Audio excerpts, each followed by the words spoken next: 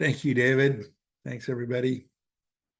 We are here at Spoken World Online. It's week number 288, Tuesday, September 30th, 2025. Another great show today. And so happy to see new people come in, and participate and share their words. And Mary, thank you for your wonderful set today. I'm going to start with words of John Lennon. This is Mind Games. We're playing those mind games together, pushing the barriers, planting seeds, playing the mind gorilla, chanting the mantra, peace on earth. We all been playing those mind games forever. Some kind of druid dude lifting the veil, doing the mind gorilla. Some call it magic, the search for the grail. Love is the answer, and you know that for sure. Love is a flower. You gotta let it grow. So keep on playing those mind games together. Faith in the future, out of the now. You just can't beat on those mind gorillas. Absolute elsewhere in the stones of your mind. Yeah, we're playing those mind games forever, projecting our images in space and in time. Yes is the answer, and you know that for sure. Yes is surrender. You gotta let it go. So keep on playing those mind games together, doing the ritual dance in the sun.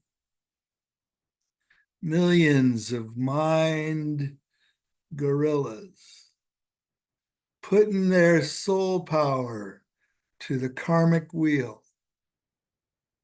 Keep on playing those mind games forever, raising the spirit of peace and love. Love. I want you to make love, not war. I know you've heard it before. I want you to make love. And I'm going to read another piece from the Roarshock page. The map is never the territory.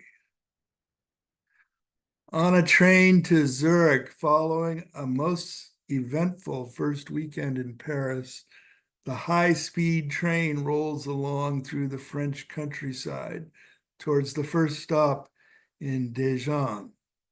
I have never been to Dijon and would love to stop and look around, but that will have to be another time.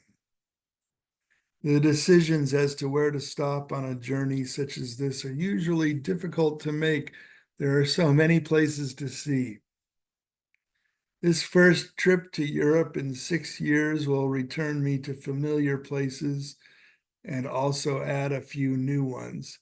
I return to Europe with greater knowledge than before, both what I experienced and learned on my 3 previous trips and what I have read and studied since.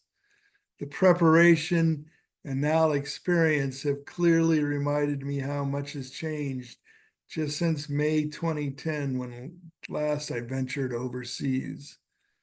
The biggest, most important change being that my grandfather, Julius, and his wife, Ingrid, are now dead and gone, and not there to greet me this time in Geltendorf. Google Maps in particular has become an amazing tool for planning travel and discovering stuff like restaurants and shops, even before arriving in a town or city.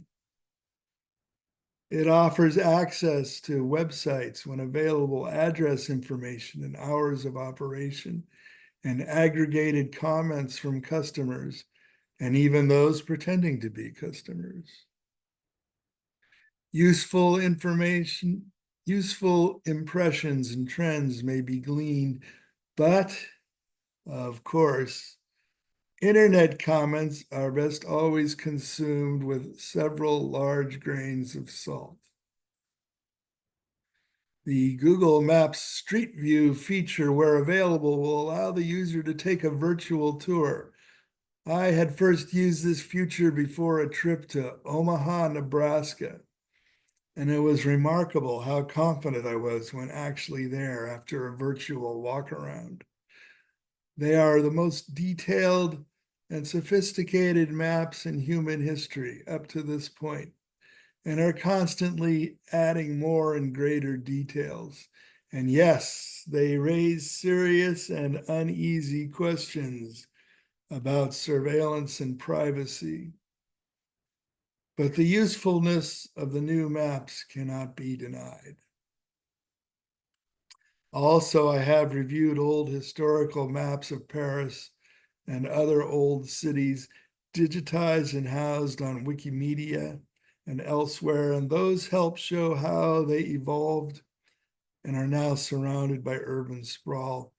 However, let us never forget that maps, even the most modern and detailed maps, always remain maps and are never the territory they depict. For that, you must actually go to a place and walk around. Thank you very much.